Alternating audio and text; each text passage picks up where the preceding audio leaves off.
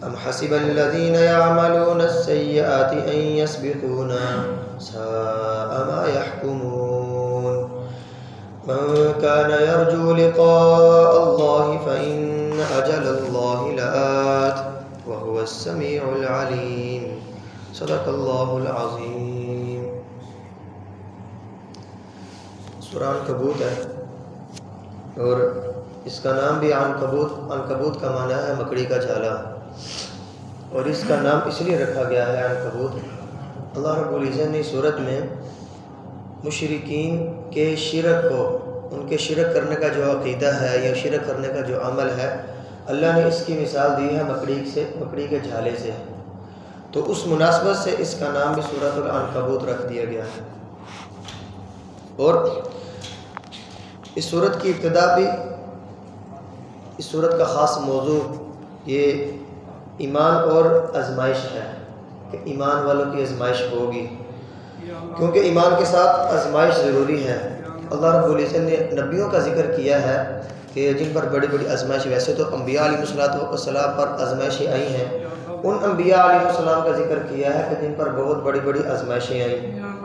اور حضور صلی اللہ علیہ وسلم کا یہ فرمان بھی ہے یبتلی الرجل علی قدر دینہ، کہ آدمی کی آزمائش اس کے دین کے مرتبے کے مطابق ہوتی ہے. یعنی دین میں جس قدر بندے کی پختگی ہوگی، جس طرح جتنا ایمان بندے کا زیادہ ہوگا، اتنا اس پر آزمائشیں بھی زیادہ آئیں گی، اور اتنی سخت کڑی آزمائشیں اس کو سخت تکلیف سے گزرنا پڑے گا.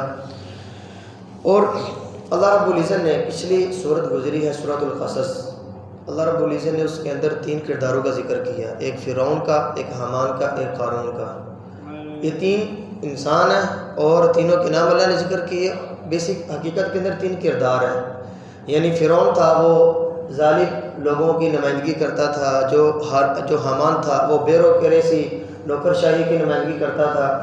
اور جو قارون تھا وہ سرمایہ دار طبقے کی نمائندگی کرتا تھا. اللہ نے ان تینوں کو ذکر کیا، اور یہی تینوں یعنی طبقات عام طور پر دین کے مخالف ہوتے ہیں. اور اللہ نے اس لیے اس کا ذکر کیا کہ یہ تینوں انبیاء علیہ السلام کے مخالف تھے. اب دیکھ لیں فرعون، حامان اور قارون اپنے وقت کے اندر جو انبیاء علیہ السلام آئے یہ ان کی مخالفت کیا کرتے، اس لیے اللہ نے ان کو ذکر کیا اور مثال کے طور پر اللہ نے ذکر کیا اور اللہ نے ان کی مثالیں بھی بیان فرمائی. اگر الف لام میم اللہ اعلم بمرادہ، اللہ ہی جانتا ہے اس کا مطلب کیا. ام حسب الناس ان یترکوا، کیا لوگ گمان کرتے ہیں کہ وہ چھوڑ دیے جائیں گے، ان یقولوا آمنا، محض اس وجہ سے کہ وہ کہتے ہیں ہم ایمان لے کر آئے، وہم لا یفتنون، کہ وہ آزمائے نہیں جائیں گے. یعنی ایسی بات نہیں کہ کوئی شخص محض زبانی یہ دعویٰ کرے کہ میں ایمان لے کر آیا ہوں اور وہ اللہ تعالیٰ کی آزمائش سے بچ جائے، نہیں، بلکہ وہ اللہ رب العزت کی آزمائش میں ضرور آئے گا. اور اللہ رب العزت نے اس لیے فرمایا کہ سابقہ اقوام پر تم ذرا نظر تو دوڑا کر دیکھ لو کہ اللہ رب العزت ان پر بھی آزمائشیں آئی ہیں. جس طرح موسیٰ علیہ السلام پر کتنی آزمائشیں، اور نوح علیہ السلام نے 950 سال دعوت والا کام کیا، کتنی آزمائشیں آئیں اور کتنا انہوں نے تنگ کیا، کتنی تکلیفیں دی، اور کتنے لوگ مسلمان ہوئے. 950 سال محنت اور نتیجہ کیا نکلتا ہے، کتنے لوگ مسلمان ہوئے. آخر اللہ رب العزت نے سزا کے طور پہ سب کو ہلاک بھی کر دیا. اور وَلَقَدْ فَتَنَّا الَّذِينَ مِنْ قَبْلِهِمْ، ہم نے آزمایا ان لوگوں کو بھی جو ان سے پہلے گزر چکے ہیں. یعنی جو پچھلے لوگ سابقہ اقوام گزر چکی ہے، اللہ کو فرماتے ہیں ہم نے ان کو بھی آزمایا. اور فَلَا يَعْلَمَنَّ اللَّهُ الَّذِينَ صَدَقُوا، اللہ تعالیٰ ضرور ظاہر کر دے گا ان لوگوں کو جو سچے ہیں، وَلَا يَعْلَمَنَّ الْكَاذِبِينَ، اور ان کو بھی ظاہر کر دے گا جو جھوٹے ہیں. اللہ کی آزمائش آتی ہے نا، اللہ چھانٹی کرتا ہے کہ ذرا سامنے تو آ جائیں کون بندے دین کے اندر سچے ہیں، کون پیچھے ہٹ جاتے ہیں. بعض لوگوں پر آزمائش آتی ہے نا وہ دین سے دور ہو جاتے ہیں، اور بعض لوگوں پر آزمائش آتی ہے نا وہ اور دین کے اندر پختہ ہو جاتے ہیں، کہتے ہیں اللہ کی طرف سے یہ آزمائش ہے. اور بعض کفریہ جملے نکالنا شروع کر دیتے ہیں، اور اپنے ایمان کے حساب سے آپ نے سنا ہوگا لوگوں کی عام طور پر عورتیں اور مرد بھی ایسا کرتے ہیں کہ کفریہ جملے بولنا شروع کر دیتے ہیں اور اصیل بیسا معاذ اللہ کو اس طرح کی باتیں کرنا شروع کر دیتے ہیں. یہ کفریہ جملے ہیں. اس لیے حدیث میں آتا ہے کہ قرب قیامت میں صبح کے لوگ مسلمان ہوں گے، مومن ہوں گے، شام کو کافر ہو جائیں گے. اس وجہ سے اس طرح کے جملے بولنے کی وجہ سے.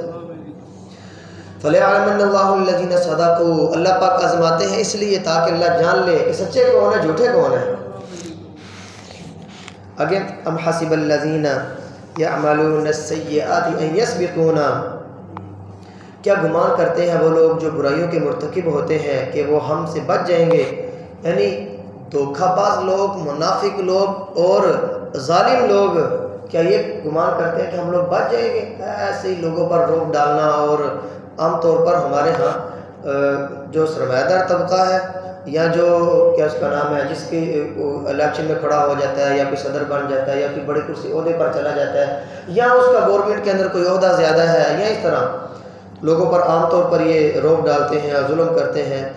ام حسب الذین یعملون السیئات ان یسبقون، کیا گمان کرتے ہیں وہ لوگ جو برائیوں کے مرتکب ہیں کہ وہ ہم سے بچ جائیں گے؟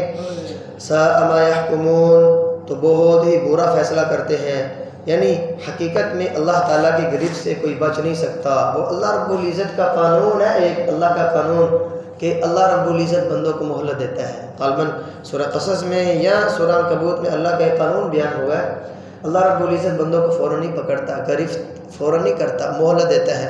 ہو سکتا ہے بندے کی سمجھ میں یہ بات آ جائے کہ وہ اللہ کی نافرمانی کر رہا ہے یا اللہ کی حد سے آگے بڑھ رہا ہے، ہو سکتا ہے وہ توبہ کر لے، اللہ اس کو موقع کہ اللہ پاک نے بندوں کو پیدا کیا، اللہ سے بڑھ کر بندے سے کون پیار کرنے والا ہے؟ لیکن اللہ رب العزت اس کے باوجود، بندے کی نافرمانی کرنے کے باوجود اور اس کی تکبر کرنے کے باوجود، ظلم کرنے کے باوجود اللہ رب العزت مہلت دیتا ہے اس کو۔ ہو سکتا ہے بندہ سمجھ جائے، ہو سکتا ہے بندہ سمجھے، لیکن جب بندہ اللہ کے ہاتھ سے تجاوز کر جاتا ہے پھر اللہ رب العزت کی گرفت اس پر آتی ہے۔ اس لیے ہر شخص کی نیت، عمل اور کردار اللہ رب العزت کے علم کے اندر ہے۔ انسان کا علم، انسان کا کردار، انسان کے ذہن کے اندر کیا باتیں آتی ہیں، اور اللہ رب العزت جب کسی کام کی دعائیں مانگتے رہتے ہیں کہ اللہ مجھے مال دے دے، مجھے غنی کر دے، مجھے مالدار کر دے، مجھے اچھے، اللہ رب العزت جانتا ہے کہ اس بندے کو یہ نہیں دینا، کیوں؟ جب اس کو دیا جو بچا کچھ ایمان ہی گوا بیٹھے گا، ہوتا ہے نا یہ، بعض لوگوں کو مال دیا جاتا ہے وہ خاص سے باہر ہو جاتے ہیں، لوگوں پر ظلم کرنا شروع کر دیتے ہیں، بدماشیاں کرنا شروع کر دیتے ہیں۔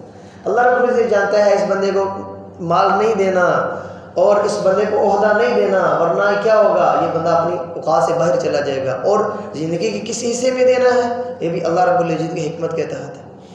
چھوٹے ہوتے نہیں دینا، تھوڑا سا بڑا ہو گیا، اچھا سیٹ اپ ہے لیکن اللہ نے مال نہیں دیا، ایک دم بندے کا جھک لگتا ہے اور اللہ رب اس کو مالدار کر دیتے ہیں۔ اللہ رب جانتا ہے کہ اس عمر کے اندر بندے کو دینا ہے اپنی حکمت کے تحت، اس لیے اللہ سے دعائیں مانگنی چاہیے۔ دعاؤں کی بہت ساری قسمیں بیان ہوئی ہیں نا حدیث کے اندر، فرمایا کہ بعض اوقات بندہ دعا مانگتا ہے اللہ سے، اللہ اس دعا کو قبول نہیں کرتا، اس کے بدلے کوئی تکلیف دور کر دیتا ہے، پھر بندہ اللہ سے دعا مانگتا ہے، اللہ اس دعا کو قبول نہیں کرتا، اللہ اس سے بہتر بندے کو وہ چیز دے دیتا ہے۔ بعض اوقات اللہ رب العزت سے بندہ دعا کرتا ہے، اللہ رب العزت اس دعا کو قبول نہیں کرتے، اللہ رب العزت دعا کو آخر میں ذخیرہ بنا لیتے ہیں۔ بہت ساری قسمیں، یہ اللہ رب العزت اس موقع پر بندے کو نہیں دیتے، بعد میں کسی اور کو دے دیتے۔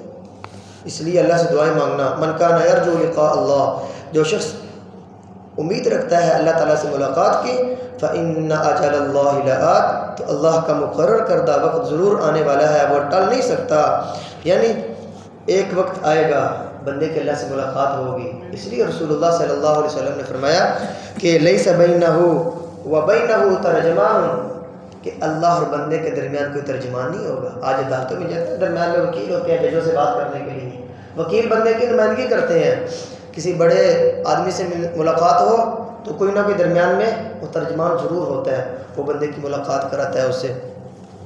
تو آپ علیہ السلام نے فرمایا جب اللہ رب العزت قیامت کے دن بندے کا حساب لے گا تو درمیان میں کوئی ترجمان نہیں ہوگا، اللہ ڈائریکٹ بندے سے اس کے سوالات کرے گا، جوابات پوچھے گا اس سے۔ یوم تأتی کل نفس تجادل عن نفسها، ہر نفس کو اپنی طرف سے خود بولنا پڑے گا، خود جواب دینا پڑے گا، اللہ کے ساتھ جو بات کرنا پڑے گی وہ خود کرے گا۔ اور لیکن وہ ایک وقت ضرور آنے والا ہے، اللہ کے سامنے بندے نے پیش ہونا ہے۔